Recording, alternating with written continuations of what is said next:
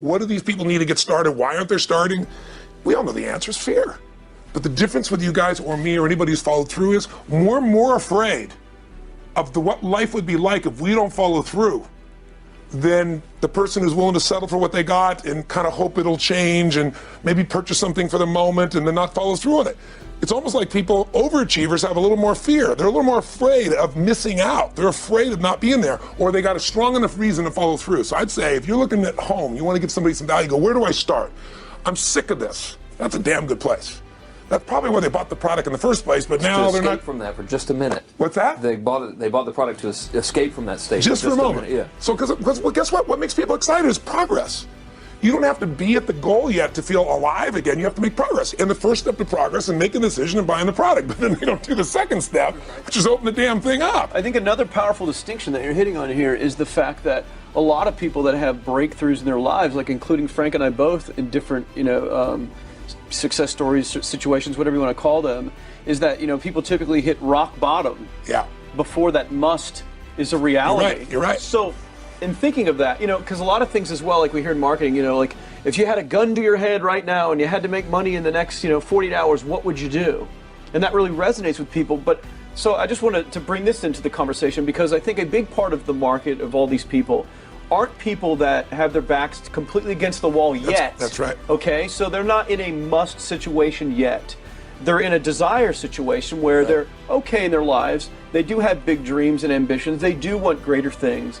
But it's not pushing them yet to the point where they will do what it takes to master something. Must. So what do you think? How do people go from not having their backs against the wall when they have no choice to say, I'm totally sick of this, to conditioning their minds to go from their situation where they are, which may be okay, to getting something greater? Well, think about this. What pisses you off and what excites you is all relative.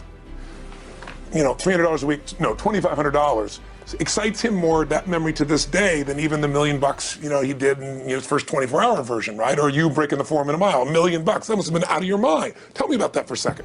What did that feel like? You make $1 million in 24 hours. Nobody in history of the internet's done it. Euphoria. Yeah. It was unbelievable. What was your? It wasn't even about the money. That's exactly right. That's exactly right. It wasn't really about the money. No, it wasn't. I wasn't thinking like, oh, that's how many cars I can buy. No. It just wasn't. It was just. It was just breaking through like another barrier of progress. So at that point, it wasn't about your back to your wall. At that point, what it was really about... It was a further point for my fear, is what it really was. Further point for your fear, and for some people, and I think in some cases, it's also a recognition of who I am and what I'm capable of. So for somebody whose life is already great, this is about, what if I could take on another skill that could create more freedom for my life? And just saying, I'm not having to go out and try and do it all perfectly right now. What I'm going to do for the next 8 weeks, I'm going to create a little ritual. I'm going to do one thing a day to condition my mind, right, so that I get strong, so I follow through. I'm going to read something. I'm going to listen to something. I'm going to immerse myself. I'm going to go for an intense jog, or I'm going to go lift weights, but I'm going to do it consciously to get in a state where I'm going to follow through. That's number one, because people follow through when they're in state. Second, I'm going to get clear about why this is a must for me. It's not because my back's against the wall, but because I want to master an area of life that could create some freedom. I'm not going to master it overnight, but I got the system, I got the plan. I'm going to do one thing a day. I'm going to work on one subject a week. This week's going to be about figuring out what the right product or industry is. Next week's going to be basics of building traffic. And each week I'm going to make a little progress, and I'm going to get to a goal, whatever that is. I'm going to make $1,000, my $300 in a week. I'm going to get to my $2,500. That first $2,500 is the most excited. Unbelievable. The first $300. I remember it's the most life-changing too. It is the most life-changing. I remember I was supposed to be a truck driver, making $24,000 a year because I'd be making the most anybody in my family had ever made. How'd that work out for you? Yeah, real well. Thank God I'm not driving a truck, right? I think you could pull the truck. I figured out I could pull it with my finger, man. I could do it with my teeth. I could pull it with my teeth, right? 36 grand a year was the goal. If I could make 3 grand in a month. And when I did that, I was out of my mind. And then it was like, could I make 10 grand a month? Then it was 10 grand in a day, then 100 grand a day. Then could I make $1 million in a day? I had a day where I made $400 million in a day. The stock value of the company I took public, my personal stock. But it was probably after I did it, though, so it doesn't really count.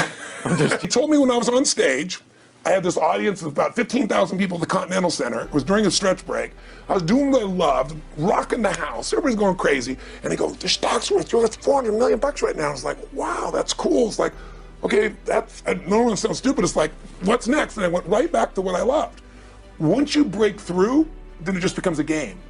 The people that are getting your products have not yet broken through in most cases. The breakthrough happens by conditioning your mind every day, by feeding it a role model or story. It's putting yourself in a peak state where you follow through by getting physically strong. It's creating a little ritual of doing a little bit each day, and then you get momentum. But the most important thing of all is what we started out with. Why? Absolutely. Why is it a must for you?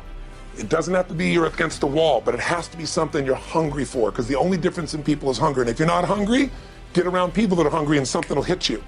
You watch a conversation, you get around people that are doing better, and all of a sudden you start going, my life sucks. I remember I went to a guy in LA.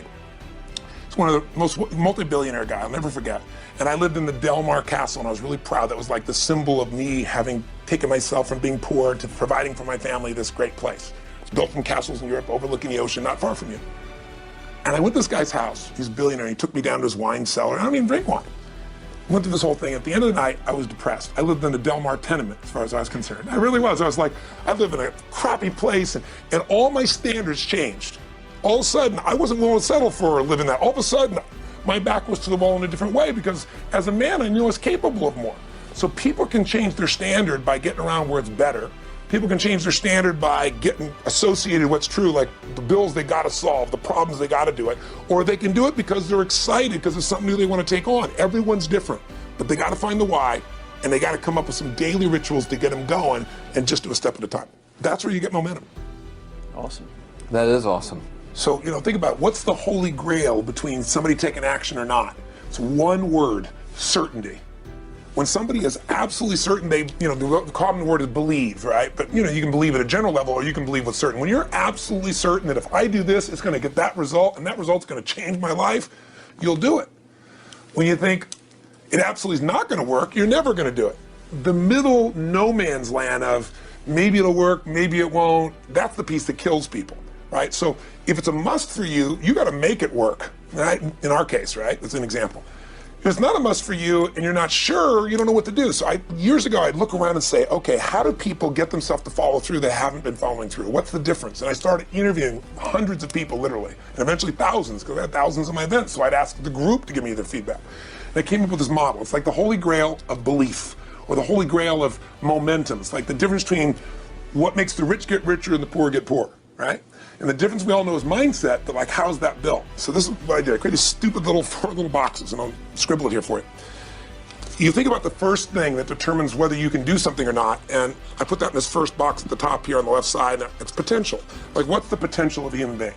Like, when you guys started, you proved something no one had done in history. You ran the 4-minute mile, right? For golly knows how many centuries, they're trying to run a 4-minute mile. Roger Bannister does it. How did he do it? Do you remember? You did it in this industry, right? You made $1 million in a day. No one had ever done that in history, right? After you did it, a bunch of other guys are doing it because it became possible.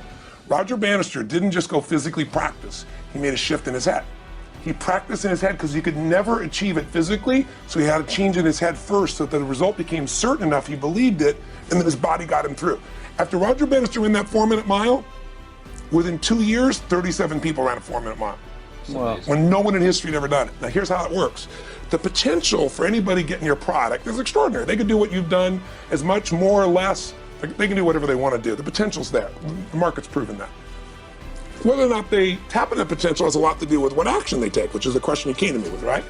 Like, God, they all have potential, but they're not taking action. And we all know that the action they take is going to determine the results they get. That's pretty obvious. So most people have a belief about what their real potential is no matter what you tell them. And that affects how much action they take. And of course that affects the result. And then ironically, that result reinforces their belief. And then that belief affects it. So I'll give you an example. Let's say a person has unlimited potential, we all agree. But they take little action, little results. Why? Because they have to start with a problem with their belief. They don't believe it's really going to happen for me. Maybe for Frank Kearns because he's got the cool hair and stuff, or maybe it's for you because you're so driven, but it's not me. Maybe Tony Robbins because he's a freak, got these big teeth. Whatever their thought process is, right? They got this thing, right? But what happens is, if you believe that there's very little potential, how much action are you going to take? Nothing, little. And when you take little potential with a little action, what kind of results do you get? Lousy little results. And when you get little results, what does that do to your belief? You go, see, I told you this was a waste of time, told you this wouldn't work. And then what happens? You tap even less potential. You take even less action. You get even worse results, and your belief gets even weaker. And this sucker feeds on itself until you are in the downward spiral. It's poisonous. It's poisonous and it's self-fulfilling. Now, what if something could happen that could come along and fill you with a sense of absolute certainty? Not like I believe, but mean where you know. In you guys' case, mine as well, we knew because we had to. Because we burned the boats. There was no other option. We had to find a way. We weren't going to live that way. We all did it in different ways and for different reasons, but in essence, that was it.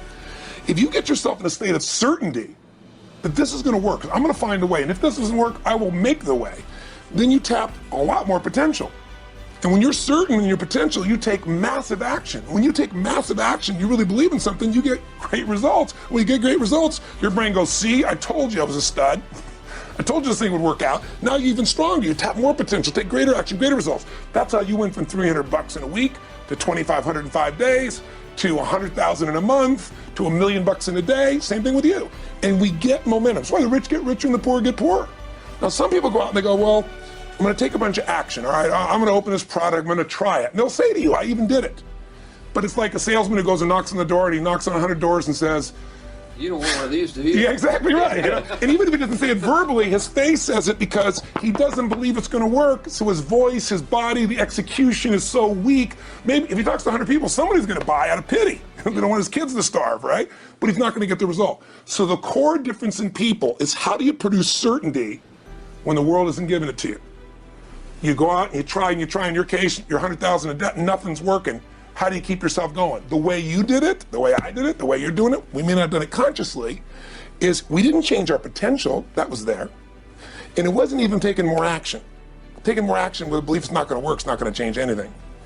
We got results in our head that made us feel certain as if it had already happened. True or false for you? True. Right? So give me an example so people know I'm not just making this crap up. Well, I mean, just like when I had nothing, I already knew I was driving like Ferraris and Porsches and stuff because I always wanted those cars. I already knew I was going to have them.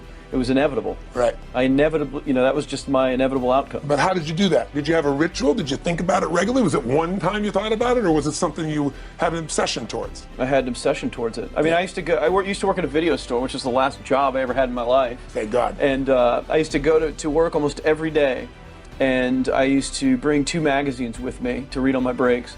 Entrepreneur magazine, just to read about business and everything else, to read about what other people are doing, look for role models. And I used to carry an auto trader with me. And I used to look at Porsches that were for sale. Yeah. And people always used to ask me, what are you doing with that Auto Trader magazine? I'm like, well, I'm just picking out the Porsche that I'm going to buy. Right. Which probably got you a lot of crap. I did. People made fun of me. Sure. I actually had a boss at that job tell me, you really shouldn't do that to yourself, John, because it's very, very likely that is never going to happen. That it's very likely that you're never going to have that car. Yeah. That's the kind of belief he was trying to put in my head. And I was like, no, you don't realize that it's inevitable that I will drive here sometime in the near future with that car when I'm not working for you and drop movies off for you to put back on the shelf.